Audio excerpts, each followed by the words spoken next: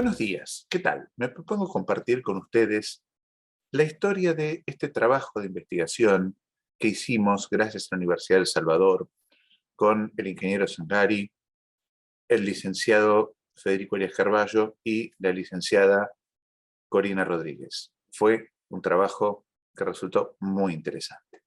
Lo que nos preocupaba era ver en qué medida a una pyme, en el contexto de la Argentina de hoy, le conviene tener su ERP instalado en sus propias oficinas, on-premises, o tenerlo en la nube. Bien, ¿por qué? Porque la respuesta entendíamos que no era única y que valía la pena explorar cuáles eran los factores que la llevaban a decidir en un sentido o en otro, y en qué medida esos factores eran válidos y los guiaban en una decisión exitosa. Muy bien, entonces, primero vamos a charlar un poquitito por qué esta decisión es relevante. Vamos a ver cómo nos planteamos el problema de descubrir esto. Vamos a ver el primer intento que hicimos, que fue a través de una encuesta. Justo nos agarró la pandemia.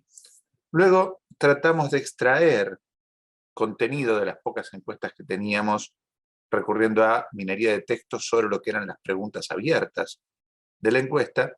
Y finalmente nos decantamos por una solución de web scraping que nos permitió acceder a una gran masa de documentos, que por supuesto, como siempre, tendrán sus sesgos, y construir a partir de esa masa de documentos como cuáles eran los factores de contraste, y con eso tratar de finalmente armar nuestra matriz. Muy bien. ¿Por qué pensamos que esto es relevante? Primero porque el ERP está de algún modo en el centro de la gestión. Se lo consulta, se lo mira, está ahí. No toma decisiones y a veces se encarnan un montón de procesos. No se puede trabajar sin eso. Realmente es de misión crítica para una pyme. Aparte, la decisión de pararme en la nube o pararme en mis propios edificios es una decisión que tiene un impacto durante mucho tiempo. No es una decisión trivial de revertir. Si yo destruí mis capacidades para tener mis servidores, porque la pasé a la nube, no las reconstruyo con rapidez. Y si yo tengo un montón de dinero ya puesto en mis instalaciones, tampoco lo desarmo con rapidez. Incluso va a requerir distintos compromisos por el lado de los recursos humanos, que tampoco se desarman con rapidez. Muy bien. Y por otro lado encontramos que hay ventajas y desventajas en los dos lados, pero que no todas esas ventajas son completamente evidentes. Entonces, es como que valía la pena alguna reflexión. Bueno, si lo pongo en la nube, inicialmente voy a tener que tener menos inversión. Y voy a tener que tener menos personal dedicado, lo cual es otra forma de inversión, además de un costo recurrente. Pero voy a tener comprometido un costo recurrente, probablemente en dólares, mayor. Bueno, ahí siempre vivimos el albur de qué pasa con el dólar. Si lo tengo en las propias oficinas, voy a tener menos dependencia de todo el factor comunicaciones. Si lo tengo en la nube y si me cortaron las comunicaciones, no tengo RP. Y la sensación de confidencialidad, acá es muy importante subrayarlo de sensación, puede ser mayor, pero no necesariamente. Ahí dependerá de cuán bien manejemos la encriptación de las comunicaciones y cuán bien manejemos la confidencialidad con nuestro proveedor de nube. Muy bien. Entonces, lo primero que pensamos es hacer una encuesta, ¿sí?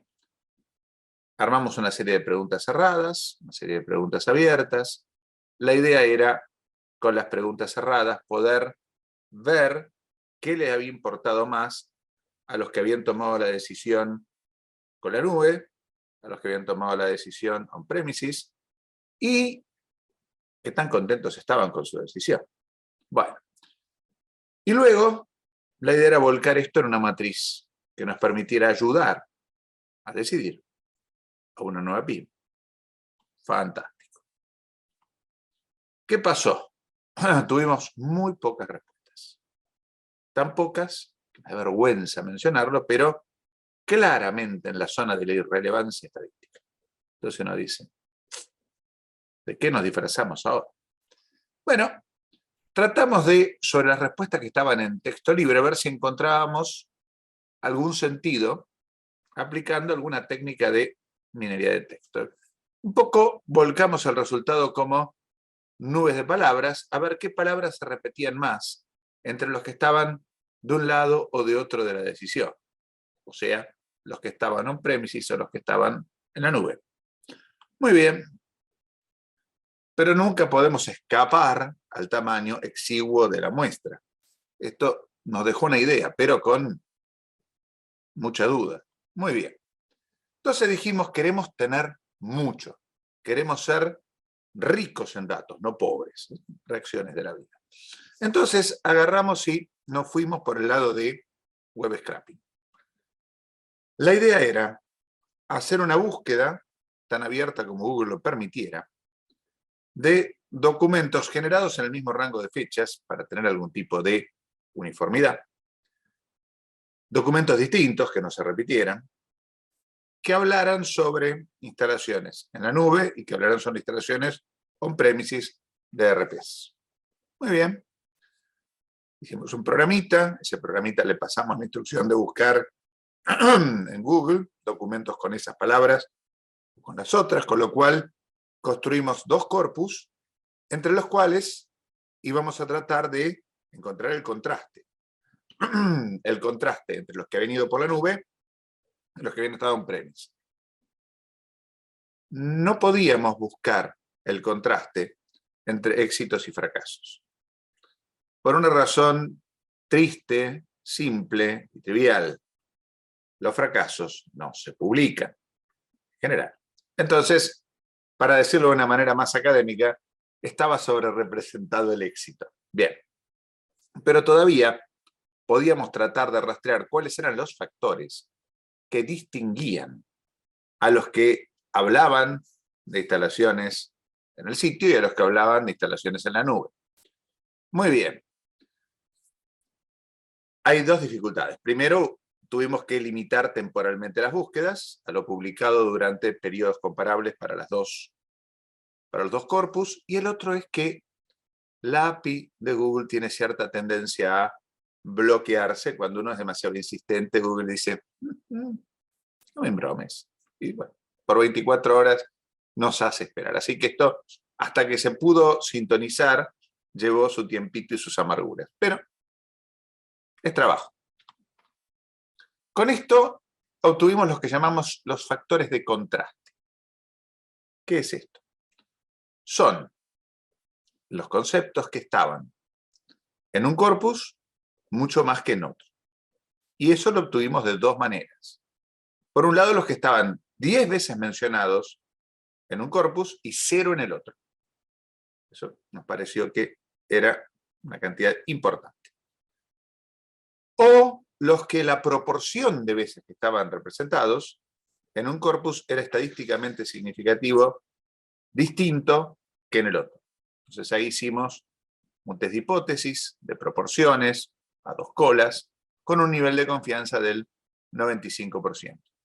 Y solo consideramos que un concepto era factor de contraste cuando podíamos rechazar la hipótesis nula, de que las dos tenían la misma proporción. Bueno, armados de esos conceptos, ¿sí?, nos encontramos estos factores de contraste. El nivel de confianza que tenían en sus instalaciones, el nivel de confianza que tenían en su área de seguridad informática, el nivel de confianza que tenían en los servicios de comunicaciones que tenían contratados, cuán cómodo se encontraba la organización ejecutando proyectos que involucraran Internet. Hay empresas que son más amigas de Internet y otras que lo son menos.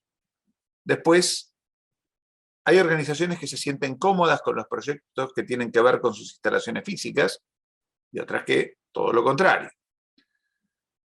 Hay organizaciones que se sienten muy incómodas si tienen que poner un montón de plata por delante y otras que tienen mucha incomodidad de plantearse un gasto recurrente. Después, hay organizaciones que insisten más en que los proyectos sean rápidos y hay organizaciones que no pueden tolerar que los proyectos que están ejecutando dependan en gran medida de otros. Bueno, todos estos fueron los factores de contraste que encontramos por el camino ya descrito. Entonces, nos dimos cuenta de un detalle que no era trivial. Las empresas no son todas iguales. Ni siquiera las pymes argentinas son todas iguales.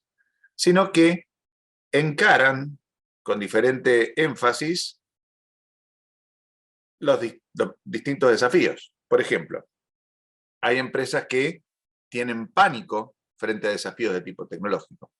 Empresas que el pánico les agarra con las cuestiones financieras. Y empresas que el pánico les agarra cuando tienen que venir los albañiles. Bueno, fantástico. Eso hay que tenerlo en cuenta.